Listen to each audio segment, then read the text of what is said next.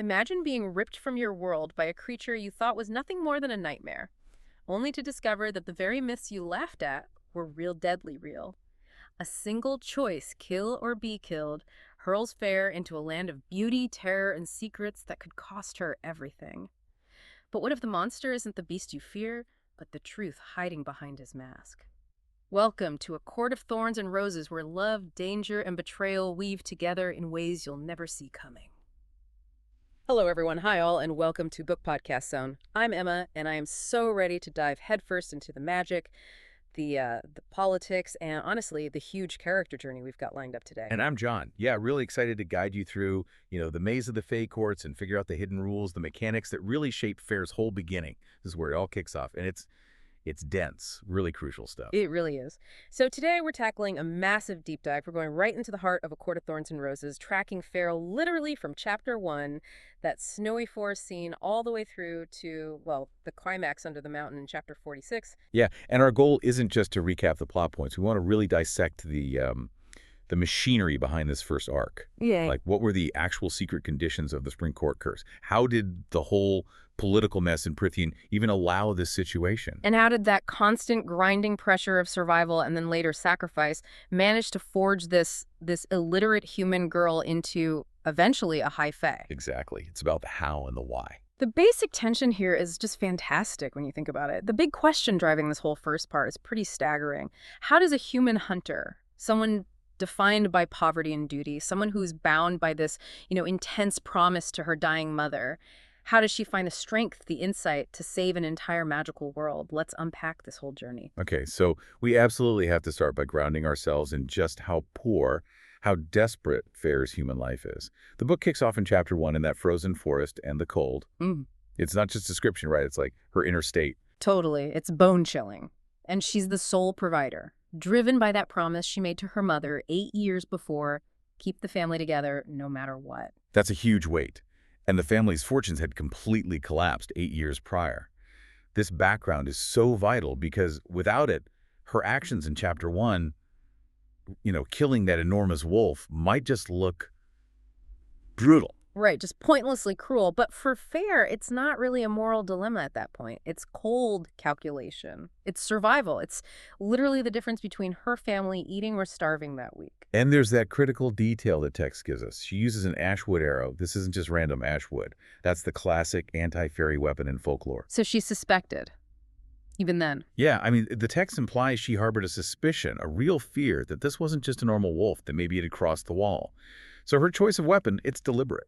And it's a direct violation of the old rules, the treaty. Which brings the hammer down almost immediately, doesn't it? Chapter 4. Tamlin, this terrifying golden beast, smashes through their door invoking the treaty. A life for a life. And her father, he's just useless, begging, pleading. But Fair, who's basically been conditioned since she was a kid to be the protector, she steps up. She chooses exile over letting Tamlin kill her father and sisters. She owns her action. That's the legal underpinning of the whole story right there. The treaty, set up after ages of war and humans being enslaved by Fae, it dictated that if a human kills a Fae without justification, they pay with their life. Or, in this very specific case, by going to live across the wall. Yeah, and for you listening, it maybe brings to mind that universal feeling of being under immense pressure. Like, think about extreme financial hardship, maybe crippling debt like some people face here in the U.S. Sometimes that pressure can push individuals into really morally gray areas just to keep their heads above water, Absolutely. That feeling of being trapped, where you feel like if you don't take this one awful step, everything falls apart. That's Fair's entire life up to this point. And living under that kind of stress, it's fractured her family dynamics almost completely. Chapter 2 really shows us that cottage life. The tension with Nesta is palpable. Nesta wants more. She dreams of marrying Thomas Mund, but they have no dowry, nothing. Fair's just bitter, practical, and totally alone, really. Yeah, her little fling with Isaac Hale in chapter 3, it's physical, a distraction maybe, but there's no real connection there. It just highlights how isolated she is emotionally. No real friends, no one to confide in. But the story gives us such important context for these relationships later, around chapters 28 to 30. When Tamlin sends her back home, he puts his glamour on her family, right? Yeah. So they suddenly believe they've inherited a fortune. And we see them thriving. Elaine's planting gardens, their father's spirit is lifting, his old limp is even fading. It's like night and day. And for Fair, seeing this, It's devastatingly bittersweet. She gave up her freedom, went into this terrifying fairyland, and secured this comfortable life for them. But what's really fascinating, and speaks volumes about Nesta, is how the glamour failed on her. Wait, really? I thought the glamour was supposed to be super powerful, like it could fool any human mind. Why wouldn't it work on Nesta? That's the key question. The text suggests Nesta's sheer force of will may be fueled by her deep, simmering resentment, especially towards their father, for his past failures. It acts like a shield. It's almost like a latent magical resistance born from cynicism. Wow. Chapter 30 confirms it. Nesta admits flat out the glamour didn't work on her, and she unleashes all this bitterness about their father letting them starve 8 years ago. So Nesta isn't just being mean or selfish, she's furious at weakness, and that anger, ironically, makes her strong against Fae manipulation. Okay, that completely reframes their relationship. It's not just simple sisterly hate. It's Yeah. Nesta relying on this emotional armor, and she resents Fair for having to rely on just raw physical survival. And that armor, that bitterness, it gets completely shattered by what happens in Chapter 31, the absolute horror of the Bedor family being wiped out. Oh God, yeah, the fire, and Fair realizes it's her fault because she gave her name to the Surreal. She basically led the Fae or something to them. That breach of security cost innocent lives. The weight of that guilt is immediate, and it's compounded when Elaine's glamour breaks under the shock, and all the memories of Fair being taken flood back. That's the trigger, the guilt, the responsibility. It forces her to race back towards Prithian. Her mission changes from survival to atonement. Okay, so that sets up her return, driven by this immense guilt. Powerful stuff. Before we actually cross the wall with her into Prithian, just a quick moment, if you're finding this deep dive helpful or interesting, hitting that like or subscribe button really helps us keep bringing you more content like this. All right, let's head into Prithian. So, Chapter 5, Crossing the Wall. This is a really potent bit of world building. Fair feels this physical jolt of magic, like pins and needles, as she goes instantly from that frozen, dead human landscape into lush, eternal spring. It must have been sensory overload, bright colors, warmth, the scent of flowers after months of just cold mud and snow. And the info starts dropping immediately. She learns the truth. The wolf wasn't just any fae. It was Andrus, one of Tamlin's own court, in wolf form. And crucially, he was deliberately crossing the wall to hunt on human lands. Okay, that's a huge detail. It doesn't excuse her killing him under the treaty, but it complicates things, right? He was breaking the rules first, but yeah, she's still labeled the murderer. Definitely. And Prithian itself, it's immediately established as a world built on fae superiority. Tamlin, the beast, transforms back into this, well, masked but clearly noble, high fae in Chapter 6. The mask is gilded, elaborate, but also unsettling. And then there's Lucian, red hair, that distinctive scar, and instantly suspicious of her. Fair's lifelong hatred of fairies is immediately slammed up against the undeniable beauty and power of this place. It's confusing for her. The manor itself becomes this perfect metaphor. The gilded cage. It's luxurious food, clothes, warmth, but it's also eerily silent, and she knows she's being watched. It offers comfort, but steals her freedom, her agency. The core conflict shifts here, doesn't it? It becomes about trust, or lack thereof. In Chapter 7, she initially refuses to eat the fairy food. She's got all those human horror stories in her head, people enslaved, poisoned fruit, losing your memory. Right. Tamlin tries to reassure her, says they don't keep slaves, but that ingrained fear is powerful. Eventually, simple hunger wins out, which, as you said earlier, feels like a surrender for her, giving in. But her hunter instincts are still there. I love that bit on the first night. She locks her bedroom door and immediately tries to rig a tripwire with the curtains, applying her forest survival skills to a high fae manor. It's pure defiance, isn't it? Human grit. But Alice, the masked servant, finds the trap. And Alice's reaction is interesting. She's annoyed, but also maybe a little impressed.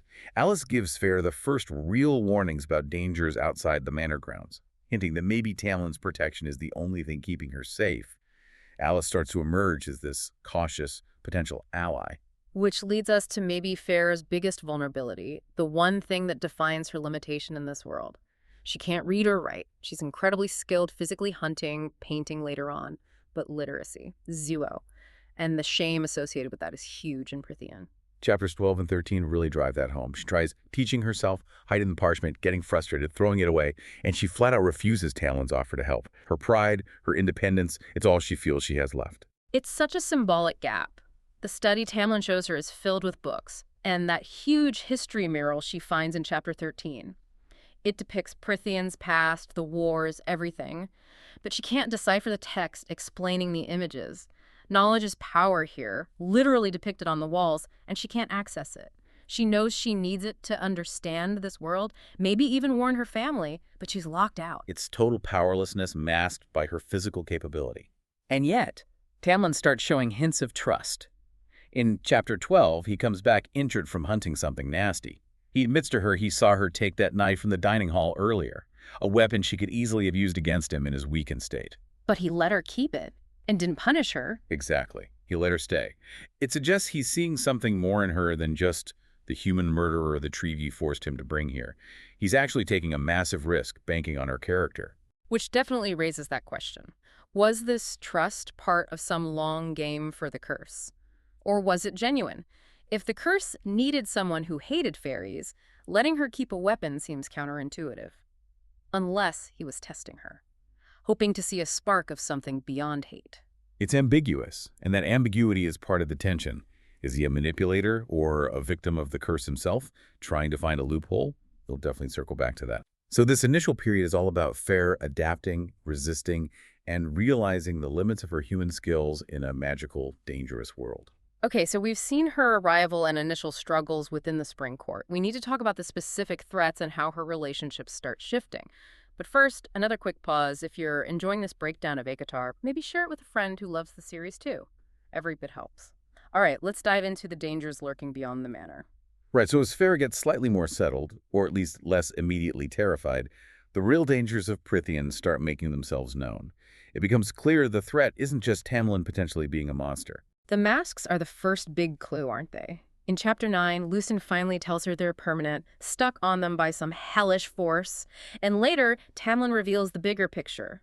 The blight, this magical sickness that's been weakening Prythian for 50 years. It's not just personal, it's a political, magical catastrophe threatening to spill over the wall. And the creatures Fair encounters really embody the psychological dangers too. The Bog in Chapter 10. That's terrifying lore. A creature that only becomes real, only solidifies if you acknowledge it, if you give in to the fear. It feeds on denial and terror, and Tamlin has to hunt it alone. It shows the immense, lonely burden he carries as High Lord, fighting the invisible threats, the things that fester in the dark. Then there's the Pukas trick in Chapter 11, that illusion of her family weeping for her, perfectly designed to exploit her deepest anxieties and lure her out of the manor's protection. When Tamlin shatters the illusion, it's a harsh lesson for Fair. Her senses, her hunter's instincts she relied on her whole life. Totally unreliable here. Magic can fool anything. That unreliability must be terrifying.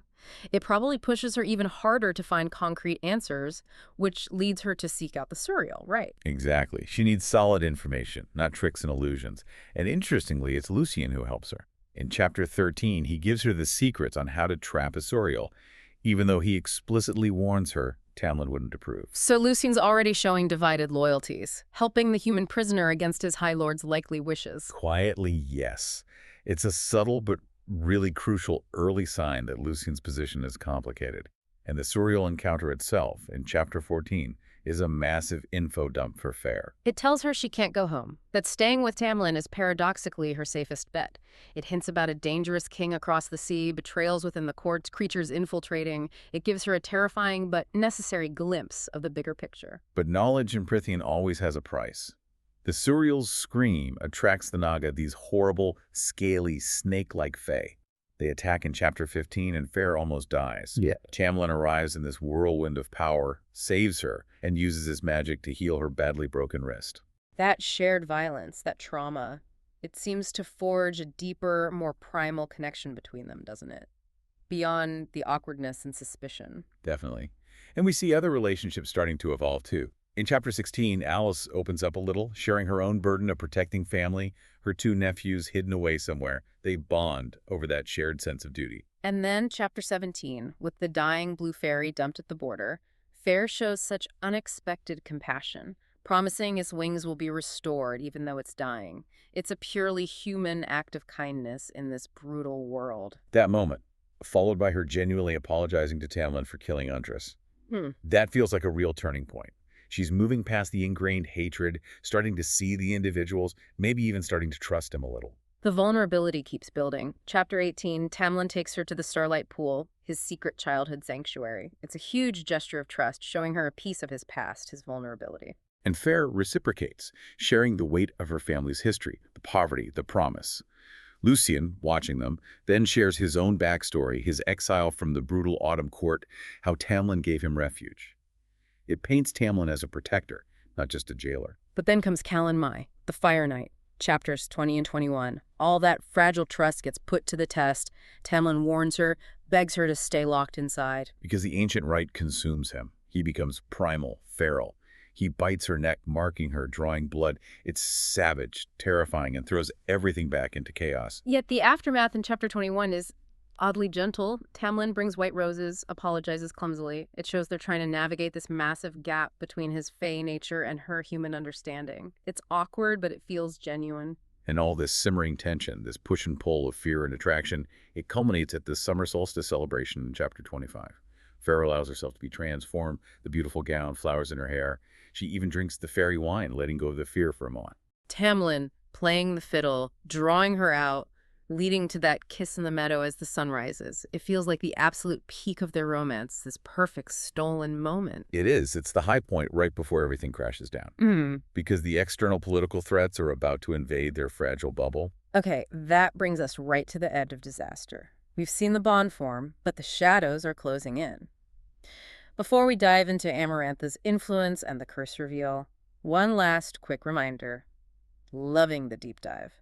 Consider hitting that subscribe button so you don't miss future explorations. Now, let's talk Amarantha. Yeah, that idyllic moment at the solstice, it gets shattered almost instantly. The discovery in chapter 24 of that high fae head impaled in the garden. That's a brutal message. And it's branded with the Night Court symbol, the mountain, and 3 stars. Which is huge, right? Because the Night Court is supposed to be isolationist, almost mythical. This means someone from there, or using their symbol, has breached the Spring Court's defenses. It's a direct political threat. And it's not isolated. In chapter 26, news arrives that the Winter Court lost 24 of their young fae to the Blight. The sickness, the political instability, it's spreading, and it's deadly. The whole system is failing. This sets the stage perfectly for Ryson's entrance in chapter 26. And what an entrance. Dark, powerful, menacing, instantly terrifying. His taunts are like surgical strikes. He exposes Tamlin's nearly 50 years of failure under the curse, calls Lucian Amarantha's whore. It's brutal. And he uses his magic to force them to kneel, violating Tamlin's authority in his own court, and then rips into Fair's mind. That mental intrusion cements her terror of him, and his parting shot under the mountain, it hangs there like a death sentence. Tamlin clearly recognizes the immediate danger Rysand represents, and knows Amarantha's net is closing. So in chapter 27, he makes that gut-wrenching decision. He sends Fair back to the human world, for her safety. He reveals he's taken on her life debt from the treaty, basically freeing her. He insists she's done nothing wrong, trying to absolve her, but the text really emphasizes her realization at that moment. The manor, Prythian, it had somehow become her home. Leaving is agony. Her homecoming in chapter 28 is just soaked in tragic irony. Her family is rich, happy, completely fooled by the glamour, believing some long-lost aunt left them money.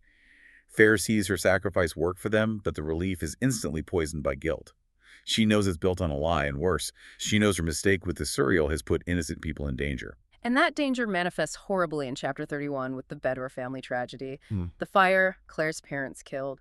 Fair knows deep down it's because she gave her name. She inadvertently painted a target. The weight of that responsibility is the final straw. It's compounded when Elaine's glamour shatters from the shock and the memories of Fair being dragged away by the beast fled back. That raw, immediate guilt overcomes everything else. She has to go back. She has to fix it. Her role shifts from the protected to the rescuer.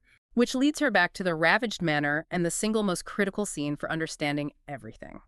Chapter 32, Alice's Revelation. Fair finds Alice injured, the manor destroyed, and the full, ugly truth of the curse finally comes out. Okay, let's really break down these curse mechanics because they are intricate and deliberately cruel. Point 1. The Blight isn't just a sickness, it is Amarantha. She's this ancient, powerful general turned self-proclaimed queen, nursing this deep, centuries-old hatred for humans because her sister was betrayed and killed by the human general Jurian during the ancient wars. So the Blight is literally her power suffocating Prythian, fueled by anti-human vengeance. Got it. Point 2. The specific condition for breaking Tamlin's curse. It was designed to be almost impossible. He needed a human girl. specifically one who hated fairies enough to kill one without hesitation. Which Fair did with Andrus, fulfilling the hate requirement. But then, that same human girl had to genuinely fall in love with him and declare it. The paradox is vicious. Mhm. How could someone who despised Fae enough to kill one ever truly love a High Lord? It's meant to ensure he fails. Exactly. Point 3. This is the killer for Fair emotionally. Andress's death, the treaty, Tamlin dragging her to Prithian, it was all a calculated setup, a desperate gamble by Tamlin to bring the right kind of human, the one who hated Fae, into his proximity, hoping against hope she might somehow break the impossible curse. It wasn't about justice, it was manipulation for survival. Oof. That level of betrayal, even if his motives were ultimately to save his people, that's rough. And finally, point 4, the deadline. Tamlin ran out of time. He failed to get Fair to declare her love before the curse fully set decades ago. They've been living on borrowed time under Amarantha's shadow ever since. Fair arrives back just as everything has collapsed. Knowing all this, seeing the destruction, it fuels her resolve. She decides she will go under the mountain. She'll face Amarantha to save Tamlin in the Spring Court. Alice, having dropped this bombshell, guides her to a hidden shortcut in Chapter 33, and she gives Fair those 3 absolutely crucial rules for surviving Amarantha's court. Don't drink the wine, only make bargains if you're absolutely desperate, and trust no one. And then she adds that last vital piece of advice. Listen closely. There's a hidden piece to the curse. That little warning is everything for the climax later. Absolutely. It plants the seed Fair needs. So armed with the terrible truth and these warnings, Fair descends into the heart of the darkness. Okay. Under the mountain, this is where everything comes to a head. The trials, the manipulation. It's intense. Quick reminder before we plunge in, if this detailed look at ACOTAR is hitting the spot, give us a like or subscribe. It lets us know you want more. Now, to Amarantha's court. Fair's arrival under the mountain in Chapter 34 is just immediate psychological horror. Amarantha's throne room is designed to intimidate and break spirits. She's casually chewing on a human finger bone, she has Jurian's living, magically preserved eye set in a ring, and worst of all, Claire Bedor's dead body is nailed to the wall as a warning. It's a terrifying display of power and cruelty, instantly showing Fair what happens to humans who defy Amarantha. And Tamlin is there, masked, silent, pretending not to know her. The betrayal feels absolute in that moment. Amarantha lays out the deal. 3 impossible tasks, 1 under each full moon for 3 months. Or, solve her riddle right now and everyone goes free. Fair, remembering Ellis's warning, only make deals when desperate chooses the tasks. Smart move, but Amarantha punishes her defiance by having her guards beat her savagely. But Lucien steps in, even there. Yeah, in Chapter 35, despite the obvious danger to himself, Lucien uses his magic to heal her broken nose. He quickly whispers Jurian's backstory, the human general who betrayed Amarantha's sister, explaining the source of her venomous hatred for humans. It contextualizes the cruelty. Fair then deliberately gives Amarantha her real name to draw attention away from Lucien, protecting him, but binding herself completely to the trials. Okay, Trial 1, The Worm, Chapter 36. This sounds nightmarish. It is a massive subterranean maze filled with thick mud to mask ascents, and a giant blind worm with rows of teeth hunting her. But here's where Fair's human skills shine. She doesn't panic, she observes. She uses her hunter's mind. Right. She realizes the worm hunts by sound and smell. The mud helps, but she needs more. Exactly. She transforms from prey into predator. She finds scattered bones from previous victims, uses them to build a makeshift ladder to climb out of reach, and then cleverly uses another bone as a lure, tricking the worm into impaling itself on sharpened stakes left in the maze wall. She uses the environment, her wits, pure human survival instinct winning against magical brute force. Incredible, but it comes at a cost. A big one. She breaks her arm badly, escaping the worm's death throes, and this injury immediately forces her into violating one of Alice's rules. She's desperate. Which brings Rysand swooping in. Chapter 37, The Deal with Rysand. He offers healing for a price. The steep price. 1 week of her time every month spent with him in his night court. They haggle briefly. He initially wants 2 weeks, but she settles on 1. Desperate times. And the consequence is immediate and visible. That swirling black tattoo from her fingertips to her elbow with the unsettling eye on her palm. She's marked. Rysand even taunts her with it. Did you just trade 1 cage for another? It's brutal, but it establishes his claim on her, gives him a physical link, and sets up so much future conflict. Okay, Trial 2. The Ordeal of the Ashes, Chapter 30, Heat. She has to sift lentils from a huge pile of ashes specifically. The ashes of the first Fae who died from the blight 50 years ago. It seems impossible. It's designed to be demoralizing. But here we start seeing subtle shifts in the political landscape under the mountain. The Lady of the Autumn Court, Lucian's mother, discreetly uses her water magic to clean the water Fair needs to help separate the lentils. A tiny act of rebellion, maybe gratitude for Fair saving Lucian earlier. And Rasan shows up again. Yes, and it's a really complex appearance. He shows vulnerability, revealing his bat-like wings for a moment, but then uses his power to subtly help her, telepathically guiding her, and crucially, ordering Amarantha's guards to back off and stop tormenting her while she works. Is he helping her? Or just messing with Amarantha? It's so hard to tell with him. That's Rysand, in a nutshell, especially early on. His motives are layered. He's definitely playing his own game against Amarantha, and Fair is both a pawn and perhaps something more. The psychological games ramp up in Chapter 39, don't they? The midsummer celebration. Rysand makes her drink the fairy wine. Yep. Forces her to break Alice's first rule. Then he uses his magic to dress her in paint and sheer fabric, parades her around like a prize, and publicly announces their bargain, all calculated to humiliate her and infuriate Tamlin. Fair gets violently ill from the wine, looking weak and broken. Lucian sees this and condemns her for making the deal, right? He does, but he also reveals he deliberately stayed away from her after the first trial to protect her, because Amarantha would punish anyone seen helping her. It shows Lucian is still trying to navigate his loyalty to Tamlin and his growing concern for Fair, within impossible constraints. Rysand, meanwhile, is using Fair's public degradation to keep Tamlin simmering with rage, ensuring he doesn't just give up hope. It's incredibly manipulative. Which leads to Trial 3, the trial of the Leavers in Chapter 40. This one targets her biggest weakness. Her illiteracy. Lucian is chained under descending spikes. Fair has to pull levers, but the solution is written on the wall in words she can't read. It's pure panic and desperation. How does she solve it? Pain. She pulls the wrong levers, gets shocked or burned, and through excruciating trial and error, guided only by the physical consequences, she finds the right combination just seconds before Lucian is impaled. It's brutal, and all the while, Rysand is in her head, urging her to show defiance to Amarantha, even in her agony, using her pain as a weapon. God, just relentless. Is there any moment of hope in all this? There's a flicker in Chapter 41. Strange, beautiful music drifts into her cell. It fills her mind with images of starlight, freedom, beauty. It strengthens her resolve, reminding her what she's fighting for. It's heavily implied this music comes from Rysand, another complex layer to his actions. Then, Chapter 42, the intimacy and the betrayal. Tamlin finally manages to get to her. They share this desperate, passionate moment.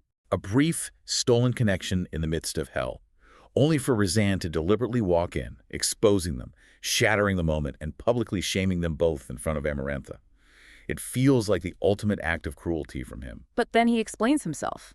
Almost immediately after, he seeks Fair out, drops his own mask for a moment, showing profound vulnerability. He admits she's become the only person he can confide in. He reveals his strategy. The public humiliation wasn't just cruelty, it was calculated to push Tamlin over the edge, to make sure Tamlin kept fighting, didn't break. He confesses the immense personal cost of playing Amarantha's loyal dog for 50 years, implying he's been working against her from the inside all along. It totally reframes his character. Wow, okay. That leads us to the final confrontation, Chapter 43, the final trial. Fair has to publicly declare her love for Tamlin, which she does. Tamlin, still bound by the curse's magic, remains silent, seemingly rejecting her. Then Amarantha presents 3 hooded figures, gives Fair an ash dagger, and said she only needs to kill 2 of the 3 unnamed traitors to break the curse. She strikes the first 2, fairies she doesn't know. But the third? The third figure is revealed to be Tamlin himself. Amarantha's final, most sadistic twist. Kill the man she loves to free him. But she doesn't strike him, does she? She remembers Alice's warning. Exactly. In that moment of pure despair, Alice's words echo. Listen closely, there's a hidden piece. Fair connects it to the riddle Amarantha gave her months ago. What has a heart that is hard as stone, yet can be coaxed? Tamlin's heart, cursed, magically hardened, unyielding. It couldn't be pierced by a physical weapon. The hidden piece wasn't about who to kill, but about the nature of Tamlin's cursed state. So she strikes at him, but bends the dagger against his chest, proving the riddle's point, and then she realizes the answer to the riddle itself. It clicks. It wasn't some obscure piece of Fae lore. The answer, the thing that can overcome anything, even heart of stone, it's love. She declares it. Chapter 44, the climax. She shouts the answer, love. Amarantha, furious at being beaten, slams Fair to the ground, demanding she deny her love, deny the answer. Fair, even in agony, refuses. She repeats it, and Amarantha breaks her neck. Fair dies, defiant. Her death is the trigger. He fulfills the sacrifice, breaks Amarantha's hold. Chapter 45. Chaos erupts. Fair, in her final moments, sees through Ryzan's eyes, confirming their bond. Lucy rips off his mask. Tamlin, freed, unleashes his golden High Lord power, shedding the beastly form. The other fairies rise up. Lucian tosses Tamlin a sword, and Tamlin ends Amarantha. But Fair is dead. How? The making. A rare, almost unprecedented act of high magic. The High Lords present autumn, summer, winter, dawn, day. Each give a spark of their own immortal power, dropping it onto Fair's chest. A collective gift honoring her sacrifice. Tamlin adds his own power. And in Chapter 46, Fair wakes up. Changed. She wakes as High Fae, immortal. The transformation was the only way to save her life, a reward, but also a profound change. Exactly. Complete rebirth, forging her into something new through fire and sacrifice. Wow. Okay, what an arc. Let's try and wrap this up and pull out the key takeaways. Hashtag tag outro. So if you look at the whole journey, chapters 1 through 46, it's this incredible transformation, isn't it?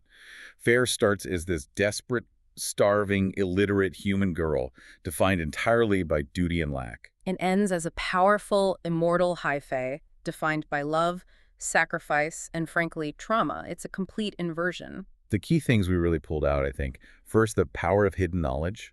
The murals she couldn't read, the serial's cryptic warnings, Alice finally telling her the truth. The information was always there, but she had to grow, to suffer, to be ready to understand it. Second, the sheer complexity of alliances. Lucian wasn't just Tamlin's friend, he was quietly helping Fair. Rysand wasn't just a villain, he was playing this incredibly long, torturous game, using cruelty strategically. It really blurs the lines between good and evil. They're just complicated individuals acting under immense pressure. And third, the specific brutal nature of the curse itself, needing that impossible combination of hate and love. It wasn't just a magical puzzle, it was a deep psychological trap. The real aha moment, for me at least, is that breaking the curse wasn't ultimately about fighting skills or ancient lore. It came down to emotional intelligence, didn't it? Having the courage to understand and declare that the answer was love, even when facing death. That's profound. Absolutely, but the victory isn't clean, is it? Yeah. Chapter 46 makes that clear. Tamlin immediately vows revenge on Rysand, promises to get that tattoo removed to break the bargain. The conflict is far from over. And Rysand's final interaction with Fair, it leaves this huge shadow. He seems genuinely shaken when she tells him she might have a fae body now, but her heart feels human. He wanted her to remember him as someone who fought for her, even as the villain. There's this unresolved tension hanging there. We see the immediate aftermath. Alice finally free with her nephews, the spring court starting to rebuild. But Fair is fundamentally changed. She's immortal now, grappling with new powers, new senses, and surely the overwhelming weight and guilt of everything she endured and did. Which leaves us with that final lingering thought, that question the text leaves you with. What is the true cost, the true experience of becoming immortal when your heart, your consciousness remains agonizingly, complexly human? That's the question that sets up everything to come, isn't it? It really is a perfect place to leave it for today.